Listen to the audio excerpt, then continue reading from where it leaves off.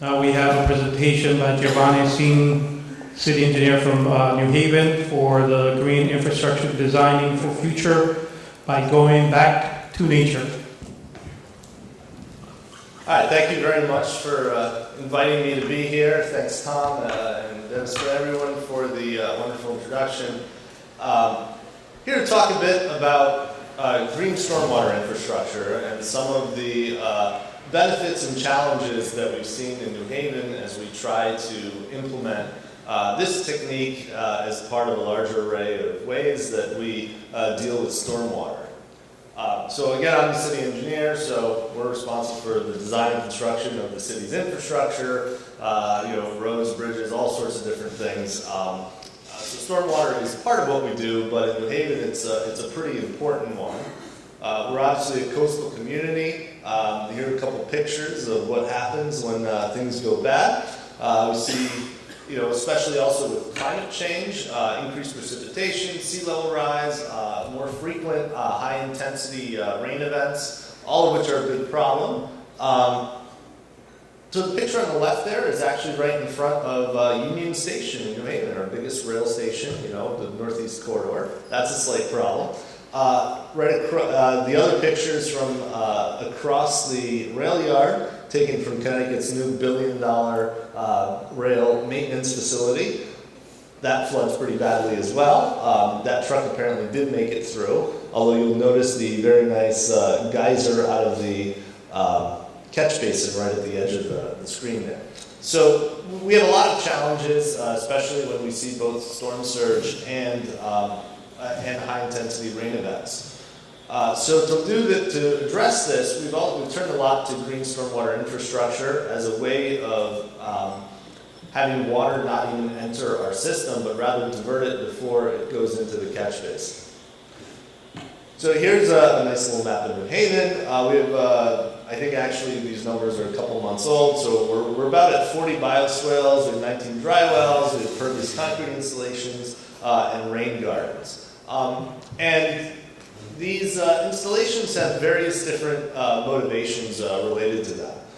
Sometimes we have localized drainage solutions. The top left picture is Harrison Street in New Haven.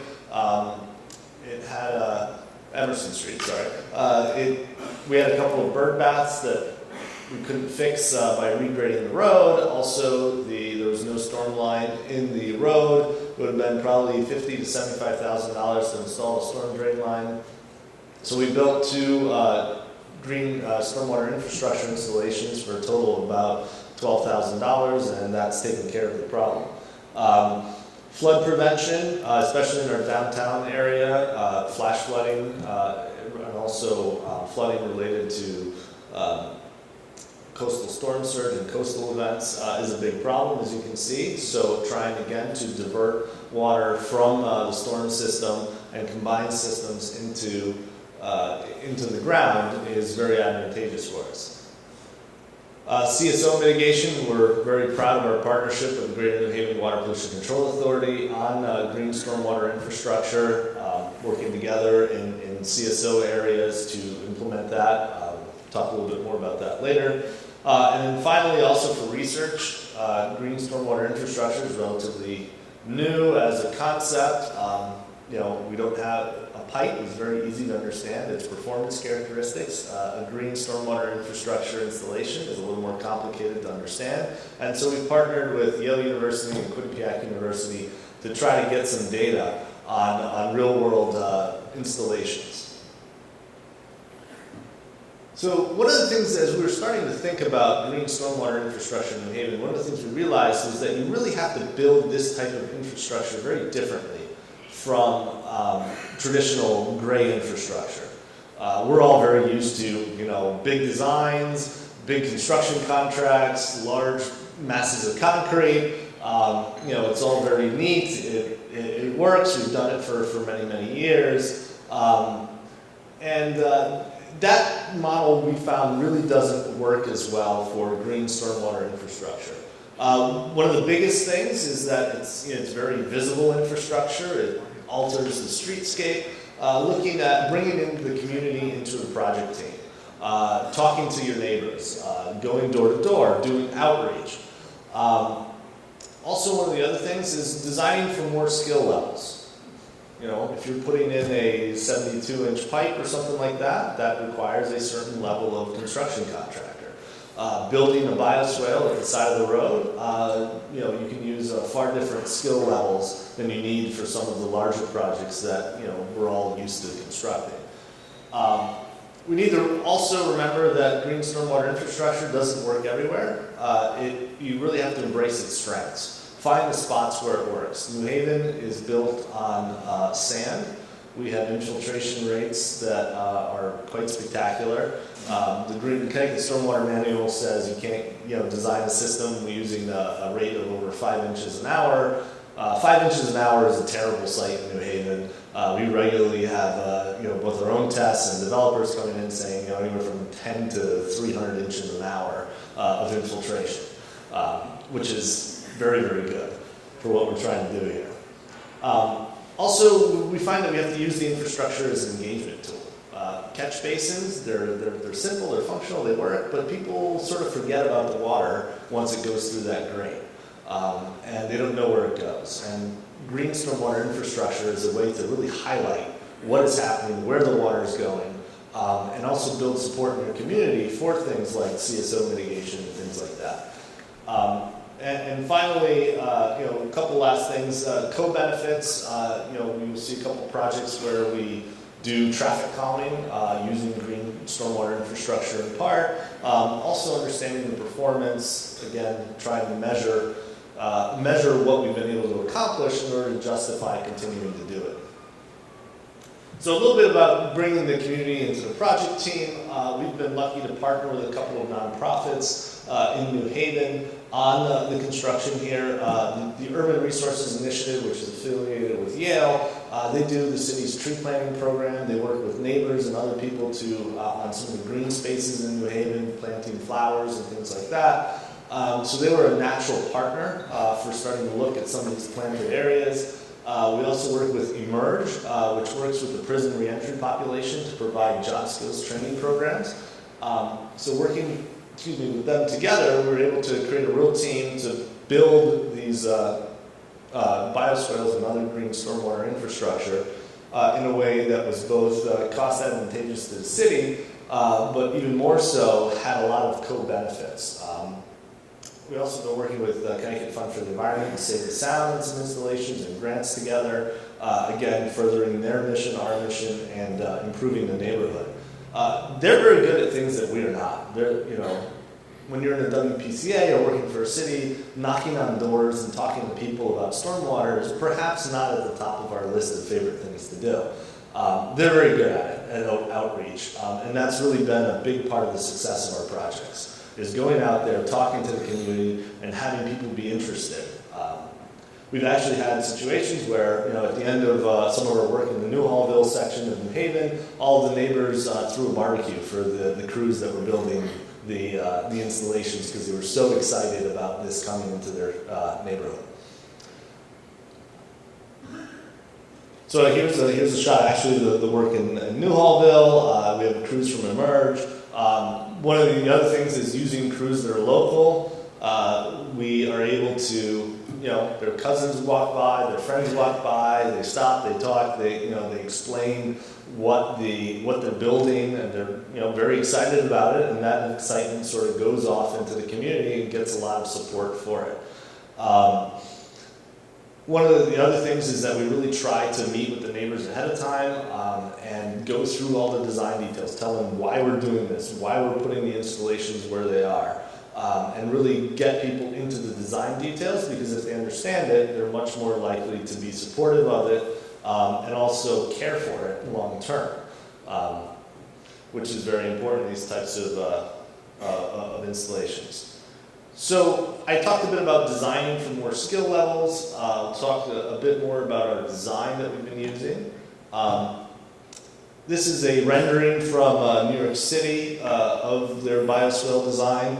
We're a Connecticut municipality. We can't afford these, so we just took theirs. And you can see that the water comes down the gutter. It has a cut in the curb where the water goes into the planted bed. You have about 2 feet of engineered soil that's very pervious, and then about a 2 to 2.5 foot rock bed underneath it that allows water to stay there and infiltrate into the ground. And then there's a stone gabion about halfway down the drawing there that acts as a short circuit path for water down into the stone layer. And we've actually found that to be very critical to the success of the design.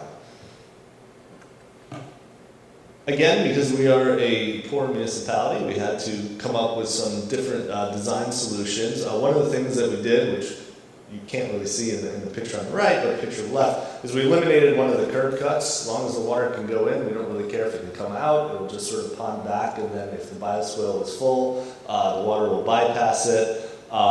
We simplified some of the design details that New York City have. They actually have a book of standard details, which I think now is like 90 pages long, very detailed, a lot of great information in there. We've moved around the gabion, which is again that short circuit path down into the stone bed. We initially had mulch covering the bioswales. We've actually gone to a pea stone. It's much easier to maintain because you can rake it and the stone doesn't come up. Also, we were getting some of the mulch floating into our stone bed, and that was causing problems. And then low maintenance plantings are very key. So you can see here we use an aluminum modular fence, which actually has worked out pretty well in most of the neighborhoods, but is absolutely atrocious, we've discovered, in downtown because people break it all the time. So we've had to alter our downtown detail, and now we're actually putting in granite curb around, a 6-inch granite curb around it, and then we also, I actually saw it yesterday for the first time. I forgot to take a picture, but we have a sort of very simple post and chain 18-inch high fence that goes around it as well.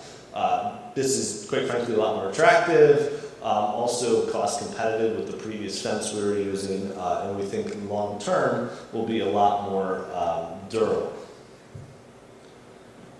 So a little bit to talk about infrastructure as an engagement tool. So we worked, one example of a project we did was we worked around the area around Troop School, just west of downtown. We partnered with Save the Sound. It's a CSO area, so it has benefits for separating some of the water out. And we really looked at the locations, that would be really visible in the community. They're right next to a school. People will see it and be able to ask questions. We have some signage in there as well. You can see sort of a before and after picture where it really improves the streetscape. So a little bit about the outreach that we did. Save the Sound really took a lead role on this. We did outreach to the school. We walked door to door to the neighbors. Actually, one of my staff members and a member of Save the Sound, there's a church right across the street. They went to Sunday services. The minister let them speak for a few minutes at the end of services. And then this is a picture of the door knocker that they left on all the doors in the area. This is, some of you are probably thinking, I don't want to do that. But it's really these little things that kind of make a big difference between simply something appearing in someone's neighborhood and something becoming a real success in terms of community engagement and getting people interested in the fate of the stormwater in their neighborhoods. All right, so integrating some co-benefits. This is a recent traffic calming project that we did at Clinton Avenue. Clinton Avenue is a very wide, straight street in New Haven that had a lot of issues with speeding. This is one of 5 raised installations we did along the street. This is a raised crosswalk right next to Clinton Avenue School. We did a couple of speed tables, and we have another raised crossing, and then an island bump out pairing. Whenever you do raised features on a street, you immediately screw up the drainage quite badly. So we wound up, here's a construction photo, putting in bump outs that have bioswales in them so that there's a gap in the curb there, and water sort of goes down, and then once it fills up, there's either a sort of a beehive inlet on the one on the right, or a grate at the end of the bioswale on the left. And we found that this has taken care of all of the drainage issues without having to do a lot of piping or any excavation out into the middle of the street.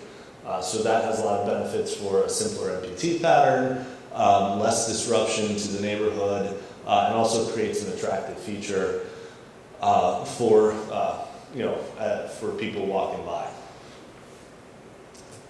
So I talked a little bit about some of the issues that we have in downtown. Here's sort of a map of the problems we have. The dotted line is the outline of a 600-acre storm sewer shed in our downtown area.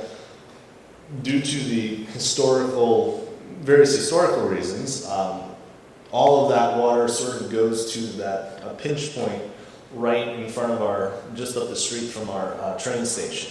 And then it has to cross the rail yard and somehow get out to the harbor.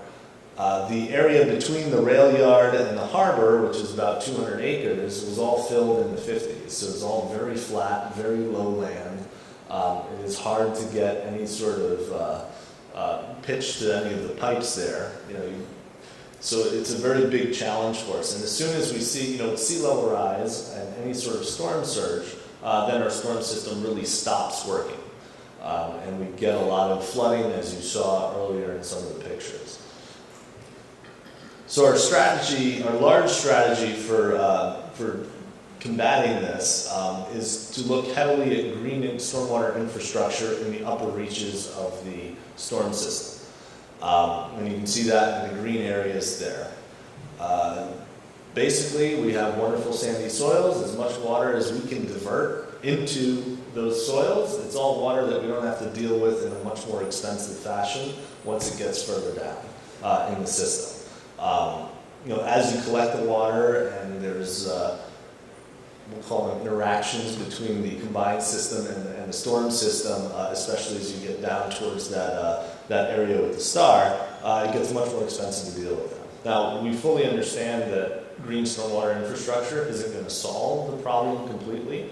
We're in design right now on somewhere around a 200 CFS pump station that we'll have to do in the future. Also about 9 million gallons of storage. We're really hoping to eliminate as much as we can of that storage with the green stormwater infrastructure in the upland regions. So to that, we have a CDBG-DR grant for about $2.5 million. We're going to install 200 bioswales in downtown. We just started that a couple weeks ago, and we'll be done probably in the summer of 19. So if you're ever down in New Haven, want to have somewhere wonderful pizza, stop by. There will be plenty of installations for you to see in our downtown.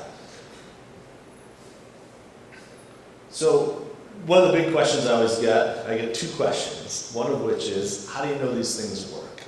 And that's a very legitimate question. The New Yorks of the world have spent a lot of money looking at that question, but we're very interested in New Haven. How does it work, and what part of our designs are the limiting factor in the ability of these installations to gather the water? So we worked with Yale University specifically on two areas. Our first was our West Park Avenue installation. It's a CSO area. It was right at the end of the sewer shed, so we were able to take some very good pre and post data. And then we also, a similar area right on the border with Hamden on Daisy Street and Jem and Watson and a few other streets around there. So this is a shot of our experimental setup. We have a dipper box right at the inlet, so all the water has to go through a dipper box. Just a big dipper that, once it fills up, it spills out, and it counts how many times it spills, and that gives you the volume of water going into the bioswale. Then we also have instrumentation in the sewer to see what the pre and post flows were, before and after the installations. So some of the initial results in the first project, which was on West Park Avenue, we saw that we also have a cistern at a roundabout that's at the sort of the bottom end of the project. We're capturing about 77% of the runoff and diverting it out of the CSO system.